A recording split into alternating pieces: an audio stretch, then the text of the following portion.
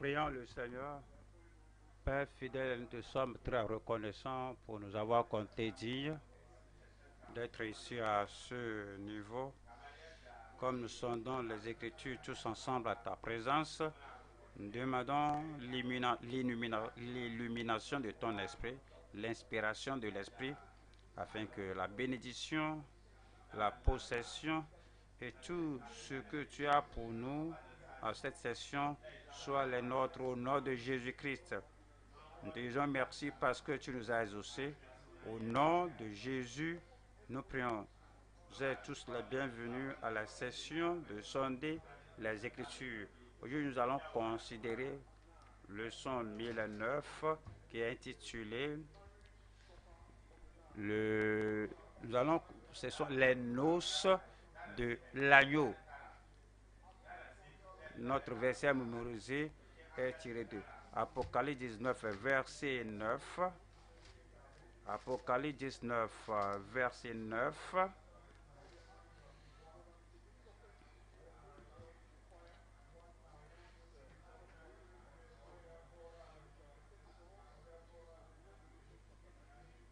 Le texte est Apocalypse 19, 1 à 10.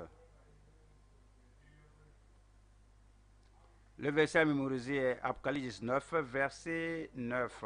Et là, il me dit, écrit, heureux ceux qui sont appelés au festin de noces de l'agneau.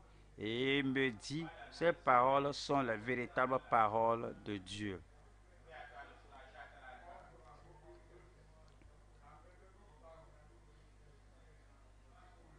Apocalypse 19, 1. Après cela, j'entendis dans le ciel comme une voix forte d'une foule nombreuse qui disait Alléluia, le salut, la gloire, la puissance sont à notre Dieu, parce que ses jugements sont véritables et justes, car il a jugé la grande prostituée qui corrompait la terre par son impudicité, et il a vengé le sang de ses serviteurs en le redemandant de sa main. Il dirait une seconde fois Alléluia, et sa fumée monte au ciel au siècle des siècles. Et les 24 vieillards et les 4 êtres vivants se prosternaient et adoraient Dieu assis sur le trône en disant Amen, Alléluia. Et une voix sortit du trône disant Louez notre Dieu, vous tous ses serviteurs, vous qui le craignez, petits et grands. Et j'entendis comme une voix d'une foule nombreuse, comme un bruit de grosse eau et comme un bruit de fort tonnerre, disant Alléluia, car le Seigneur notre Dieu Tout-Puissant est entré dans son règne. Réjouissons-nous et soyons dans l'allégresse et donnons-lui gloire, car les noces de l'agneau sont venues et son épouse s'est préparée, et il lui a été donné de se revêtir d'un fin lait éclatant pur, car le fin lait ce sont les œuvres justes des saints. Et l'ange me dit, écris heureux ceux qui sont appelés au festin de noces de l'agneau. Et il me dit, ces paroles sont les véritables paroles de Dieu. Et je tombais à ses pieds pour l'adorer, mais il me dit, garde-toi de le faire, je suis ton compagnon de service et celui de tes frères qui ont le témoignage de Jésus. Adore Dieu, car le témoignage de Jésus est l'esprit de la prophétie.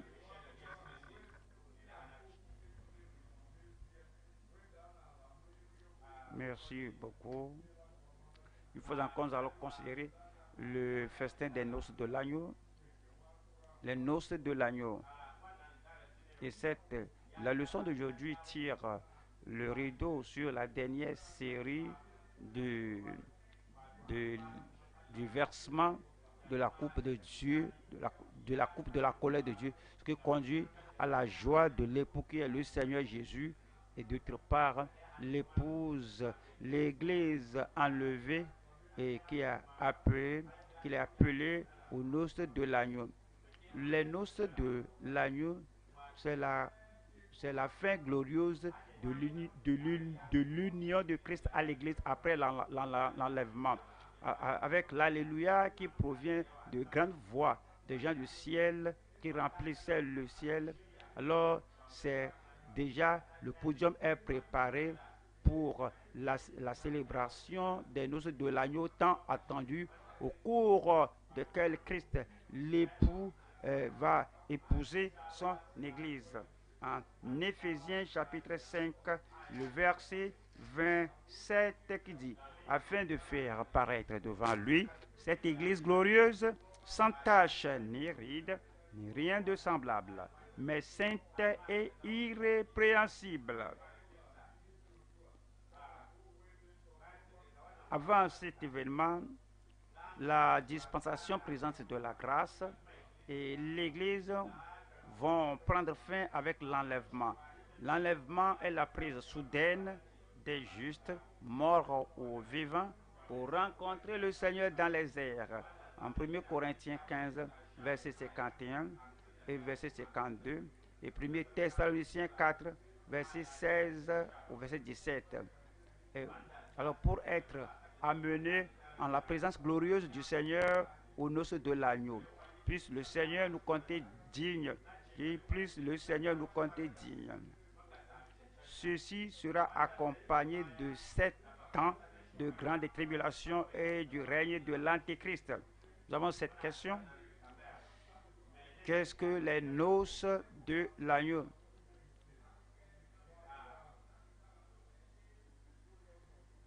C'est la fin glorieuse de l'union de Christ avec l'Église après l'enlèvement. Nous allons voir 3 sous-titres. Première partie. La louange de grande multitude à Dieu au ciel. 2.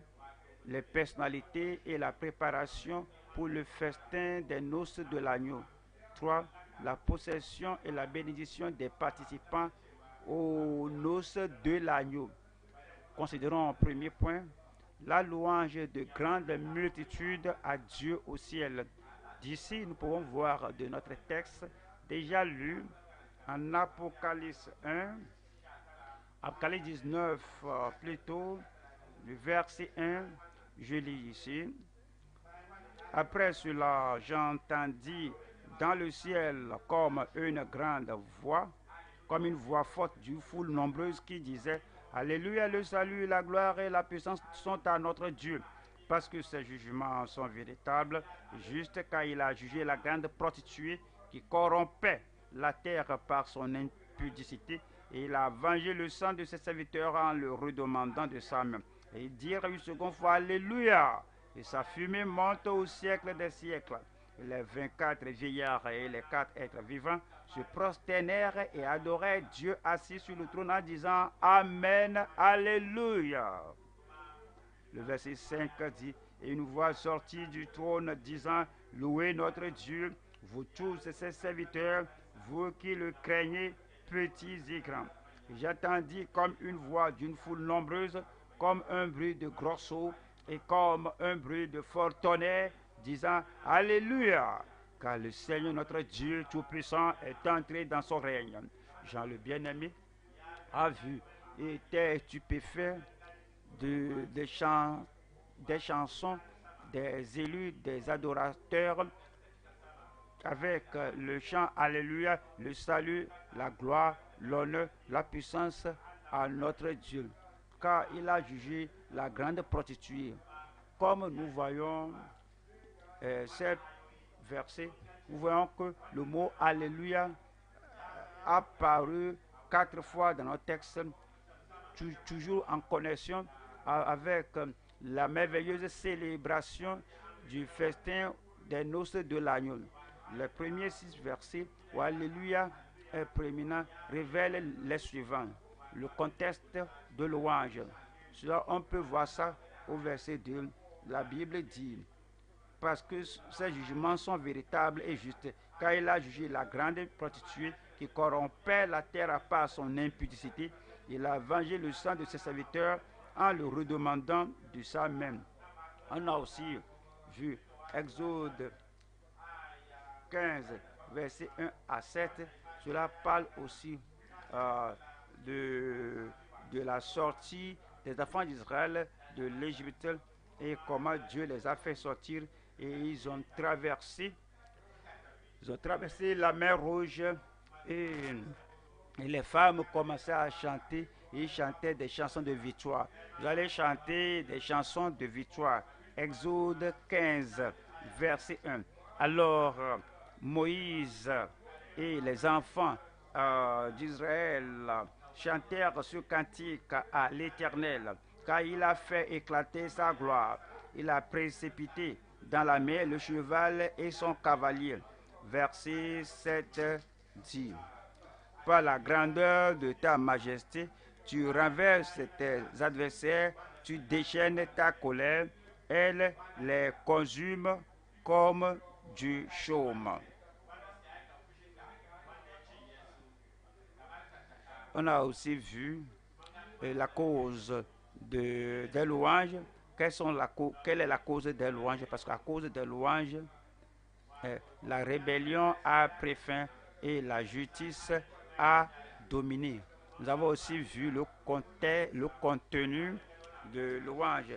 Apocalypse 19, verset 1 dit, après cela, j'entendis dans le ciel comme une voix forte d'une foule nombreuse qui disait Alléluia, le salut, la gloire et la puissance sont à notre Dieu. On a également vu l'assemblée qui louait. Ce sont les rachetés du Seigneur, nés et rachetés par le sang de l'agneau. Et il y a aussi le commandement de louer. Ce commandement de louer nous est donné à nous qui craignons et qui connaissons le Seigneur. À l'apôtre Jean, ici, qui se joignait avec eux, alors on se demandait pourquoi le grand cri d'Alléluia. Les raisons sont les suivantes. Le salut, pourquoi il criait Alléluia? Et puis le salut est la première chose là-bas. Pourquoi le salut? Pourquoi le salut d'abord? Parce que c'est le plus grand don venu du ciel que Dieu a offert à l'homme. Si vous êtes là ce matin et vous n'êtes pas né de nouveau, vous n'avez pas donné votre vie au Seigneur, vous pouvez venir et donner votre vie à Christ. C'est pourquoi Christ est venu au Seigneur et vous soumettez votre vie au Seigneur. Et puis une autre chose, la raison pour laquelle le grand cri d'Alléluia est là, c'est à cause de la sévérité du jugement de Dieu sur le méchant, sur la méchante Babylone et les pécheurs non repentants. Une autre raison, c'est à cause du sceau de la puissance de l'autorité de Dieu. L'Alléluia veut dire Amen. Ça veut dire qu'à tout moment qu'on prêche, qu'on prie, et l'assemblée alors doit dire Amen. Lorsque nous disons Alléluia, alors c'est le scellement ou bien la mise dessous de la promesse de Dieu, de l'autorité de la prophétie de Dieu. Une autre raison, c'est au sujet de la souveraineté et la suprématie de Dieu qui exige l'adoration, la louange et l'adoration des grands et des petits. L'Alléluia qui accomplit la proclamation du Seigneur, Dieu qui règne. Il régnera dans votre vie. Il régnera dans votre destin. Il régnera dans votre carrière, dans tout ce qui vous concerne au nom de Jésus. Cependant, pour chanter des louanges agréables à Dieu sur la terre et être parmi les saints au ciel, un pécheur doit se repentir de ses péchés et être purifié par le sang de l'agneau. C'est l'expérience qui fait du racheté du Seigneur et l'amène au ciel. C'est l'expérience qui fait que ce pécheur racheté peut déclarer que le Seigneur est son Seigneur. Cet événement au noces de l'agneau n'est pas au sujet de la personnalité. Et cela nous conduit au deuxième point qui est les personnalités et la préparation pour le festin aux noces de l'agneau. Apocalypse 19, 7 et 8. Réjouissons-nous. Alors réjouissons-nous, numéro 1, Christ, l'agneau, qui est l'époux, et l'Église, les croyants, les saints rachetés dit, réjouissons-nous et soyons dans l'allégresse et donnons-le gloire, car les noces de l'agneau sont venues et son époux s'est préparé, et il lui a été donné de se revêtir d'un fin lin éclatant pur, car le fin lin, ce sont les œuvres justes des saints.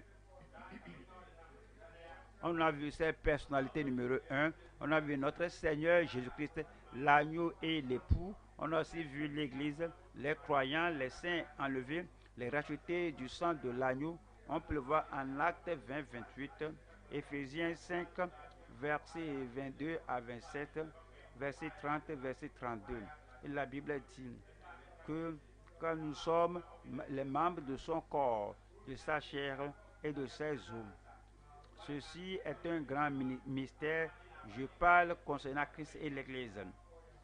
Vous pourriez être membre de l'Église. La question est que, est-ce que vous faites partie des rachetés? Est-ce que vous êtes lavé par le sang de l'agneau? Est-ce que vous avez donné votre vie au Seigneur? Ce n'est pas la participation à l'Église, mais c'est le fait de prendre part au sein racheté de l'agneau. Et nous voyons aussi que Christ, l'épouse de Christ, ce sont les croyants saints justes. Et Christ va les présenter au grand festin de noces. Vous devez vous préparer si vous voulez être, si vous voulez faire partie à cette grande cérémonie de mariage. Vous devez sortir de la vie de péché et soumettre votre vie au Seigneur Jésus-Christ. Cet événement est un grand événement, mais ce ne sont pas tous ceux qui prêchent, qui connaissent cela, qui chantent cela, qui y prendront part. Le mariage, les noces de l'agneau, c'est que Dieu ne peut pas, sinon héberger, Dieu ne peut pas amener là-bas les gens spirituellement souillés, peu importe leur position religieuse ou affiliation religieuse. Nous avons cette question: qui est l'épouse de Christ? Qui est l'épouse de Christ?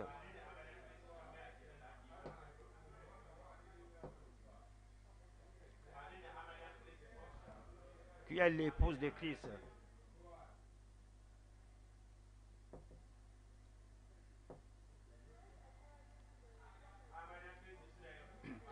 L'épouse de Christ, ce sont les enfants de Dieu qui sont repentis de leurs péchés. Nous allons au troisième point: la possession et la bénédiction des participants aux noces de l'agneau. La possession et la bénédiction des participants aux noces de l'agneau. Ici, on peut voir en Apocalypse 19, verset 8 de 8 à 10. Il lui a été donné de se revêtir d'un fin lin éclatant, pur, car le fin lin, ce sont les œuvres justes des saints. Et l'ange me dit: écris, heureux ceux qui sont appelés au festin de noces de l'agneau. Et il me dit: ces paroles sont les véritables paroles de Dieu. Et cette déclaration montre le sceau, que cela va arriver, que ceci certainement va s'accomplir. Certains disent que comment cela peut arriver et que ça arrivera. Oui, c'est une confirmation que ce sont les véritables paroles de Dieu. Ce que Dieu a dit va certainement s'accomplir. Dans votre vie, cela va s'accomplir. Et cet événement, certains disent que est-ce que ça va arriver? Alors, il vaut mieux pour vous de vous joindre à cette équipe, ceux qui ont donné leur vie au Seigneur. Et que il lui a été donné de se revêtir d'un fin lin éclatant pur, car le fin lin, ce sont les œuvres justes des saints. Alors, Christ a fait la provision par son sacrifice vicarial afin de nous sacrifier, afin de nous qualifier d'être l'agneau qui soumettait notre vie à lui. Hébreux 13, 12 dit que Jésus-Christ est mort à la porte. Alors il a attiré tous les pécheurs qui se repentent et qui exercent la foi en lui. Ils ont reçu le don de la justice et ils ont reçu la grâce pour marcher en nouveauté de vie. Conséquemment, ils sont en habit de fin lin, le fin lin qui les apprête pour les noces de l'agneau. Donc tous ceux qui cherchent à être là dans cette assemblée glorieuse, doivent être convertis. 2, purifiés par le sang de l'agneau. 3, revêtus d'un vêtement de justice. 4, consacrés entièrement au Seigneur. 5, être constamment attaché au Seigneur, sans permettre à rien de le distraire ou de le dissuader, sans permettre à rien de vous affecter, être constamment s'attacher au Seigneur. 6. Être courageux à maintenir la conviction scripturaire. Nous vivons dans les jours d'erreur, de fausses doctrines. Mais pour ceux qui veulent être aux noces de l'agneau, il faut être courageux à maintenir la conviction courageuse. Ne permettez pas à la carrière, au mariage, aux choses éphémères de ce monde de vous emporter. Et de la conviction scripturaire. 7. C'est être constant dans la sainteté. La Bible dit, Hébreux 12, 14, que rechercher la paix avec tous et la sanctification sans laquelle personne ne verra le Seigneur. Nous avons cette question. Comment peut-on se qualifier pour le festin aux noces de l'agneau? Comment peut-on se qualifier pour le festin aux noces de l'agneau? La personne doit se convertir, être purifiée par le sang de l'agneau et maintenir la conviction scripturaire durant toute sa vie. Merci beaucoup, frères et sœurs. John a reçu l'ordre d'écrire ceci. Alors, pour ceux qui vont participer aux noces de l'agneau, ce n'est pas un jeu. La Bible dit, heureux ceux qui sont appelés. On peut le voir. En Matthieu 26, verset 29, Jésus a promis, après avoir institué la Sainte Seine, il a dit que je ne boirai plus du fruit de cette vigne jusqu'à ce jour où je la boirai de nouveau dans le royaume de mon Père. Alors, parfois, certains s'absentent lorsque nous allons observer la Sainte Seine. Certains, même s'ils sont là, ils s'en abstiennent. Vous voyez, lorsque vous vous abstenez de la Sainte Seine, vous n'allez pas jouir de l'avant-goût des noces de l'agneau. C'est pourquoi vous devez décider que s'il y a quelque chose qui vous empêche de prendre part à cette scène, cette chose-là va vous priver de l'enlèvement. C'est pourquoi vous devez décider. C'est très simple. Acceptez Christ dans votre vie comme votre Seigneur Sauveur. La bénédiction à ces grands événements sera grand et indescriptible. Avec la splendeur, comment sera-t-il, frères et sœurs? Aux noces de l'agneau, le Seigneur Jésus-Christ lui-même, avec ses mains glorieuses, merveilleuses, va essuyer vos larmes et puis vous êtes là pour recevoir la récompense.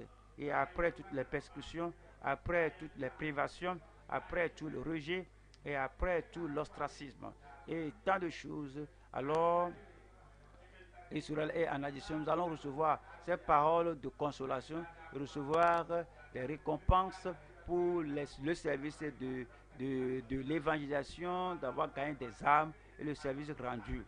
Et la bénédiction est grande. En conclusion, chacun doit se préparer pour les noces de l'agneau en étant prêt pour l'enlèvement à tout moment.